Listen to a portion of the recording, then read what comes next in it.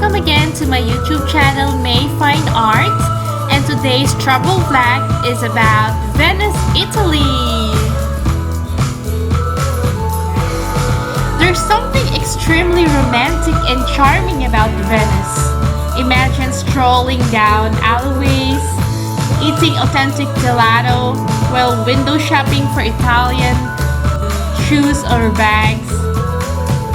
Whether it's the Basilica di San Marco, located in the heart of the Piazza San Marco, the Rialto Bridge, or the Ponte dei Sospiri, there is so much history to be seen on this magical little island.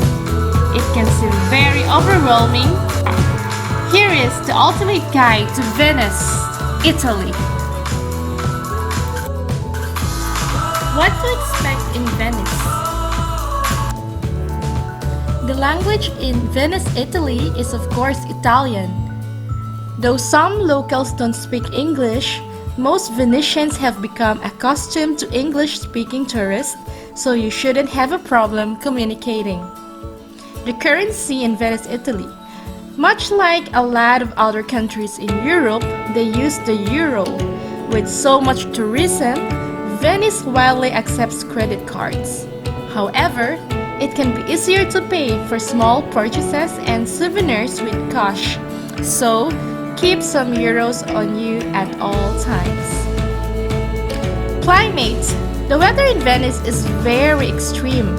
In the summers, it is very hot out. With a massive increase in tourists, the crowds only add to the heat.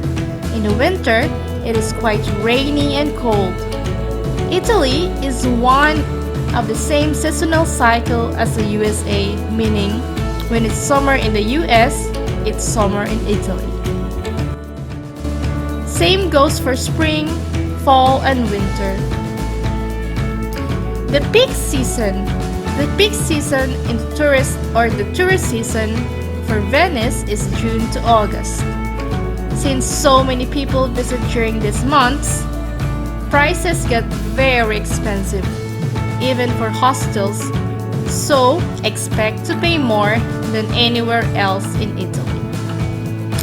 Best time to visit Venice. Don't miss those important information on my travel guide for my next vlog. So now I will tell you getting around in Venice. So walking. There are very few ways to get around Venice, but the most common is walking. Going through by walking.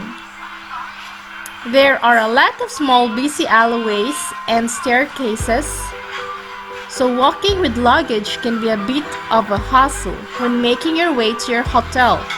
If you're just looking to explore the shops or get food, walking to your destination will be easiest. There are also water taxi, guys. If you're looking to somewhere a bit farther or having a heavy bags that you don't want to carry, you can take a water taxi. If you take a train into Venice, you can walk out of the train station, and the first bridge that you see is the main bridge. Right underneath there are water taxis. Water buses. So there are also water buses, and it's another option for getting around. You can buy bypass that will allow you to ride for your full trip.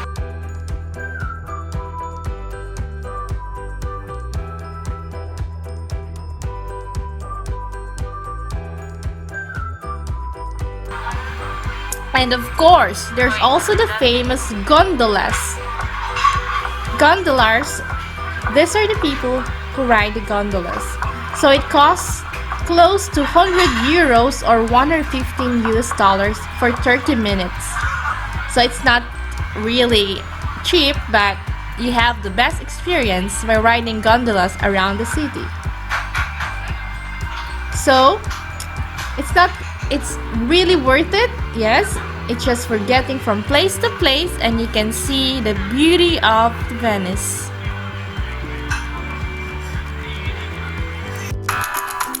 Venice is one of the most popular tourist destinations in Europe. Each year, Millions flocks into the city to witness the canal's city grandeur.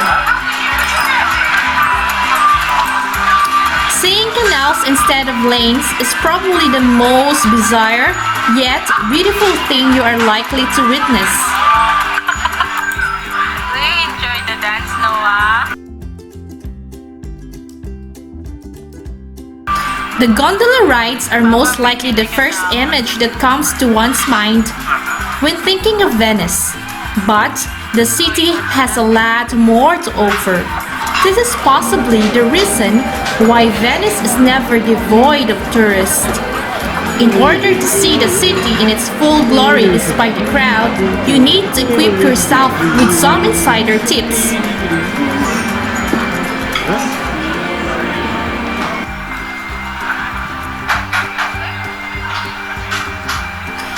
The stay in the Venice islet. The city of Venice is an archipelago of tiny islets divided by canals. If you're in Venice for a short period, we strongly recommend staying in one of the 6 central districts of Venice: Castello, Cannarecchio, Santa Croce, Dorsodoro, San Marco, and San Polo for a time-efficient trip. Else, you will spend half your time on ACTV buses getting from one islet to the other. As what I've already told you, take a gondola ride, no second thoughts. The gondola is probably an identification mark of the city. These appear to all commercial promotion of the city's tourism and hence can seem a bit overrated. But believe us, a canal ride of the city is a very beautiful experience. Looking to its beautiful buildings and old styles, Venetian styles of the houses. It is the best way to know the leisurely lifestyle of Venice. So you need to travel light. The water taxis and ferries do not always drop you right in front of your hotel. It is highly likely that you will need to walk for a while to get to your hotel. You may have to cross a few step bridges as well. So travel light and expect some walking to be involved during the commute. If you're arriving by bus or train, you have to cross a rather steep bridge to get to the city center. Hence, traveling light is highly recommended. Avail the crowd prediction tool. Traveling to Venice is delightful with its numerous museums, cafes, art galleries, and canals. If there is one inescapable downside to Venice, it is the crowd that never seems to relent. It is for this reason that city has launched an application that can roughly predict the crowd you are likely to face on a given day. Use it before booking your flights and use this app before stepping out for the day. And next, skip the lane tickets are an actual blessing. Venice is always crowded. The city is on 50% of the world's bucket list and is almost always swarming with tourists. If you intend to save time and make the most of your visit rather than standing in 2-hour-long queues to enter the popular attractions, grab skip the lane tickets or guided tour tickets in advance. You can thank us that later. And of course, keep a map handy. It is said that if you're planning to get somewhere in Venice, it's always good to give yourself some additional time and have a map handy as you're likely to get lost. Venice is an old city with alleyways that aren't always well documented online.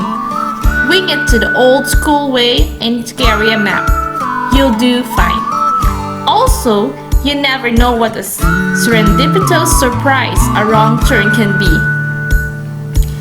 Public toilets are expensive. Yes, guys, that's true. Public toilets in Venice are clean and can be used without any qualms. Except the toilets are not present everywhere and have a fee of €1.50.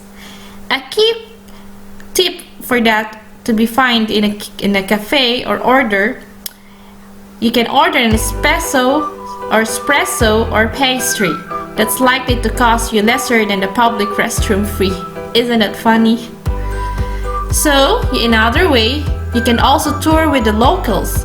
Well, you'll find a plenty about cities like New York and London on the internet. Most parts of Venice are still a mystery to the World Wide Web. As such, the best way to explore the city is with someone who knows the city like the back of your hand.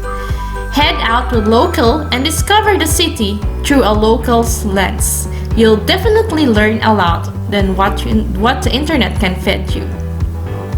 And there are also lots of artisan workshops. Every February, guys, they have this Venice Carnival where they wear this Venetian mask, very famous.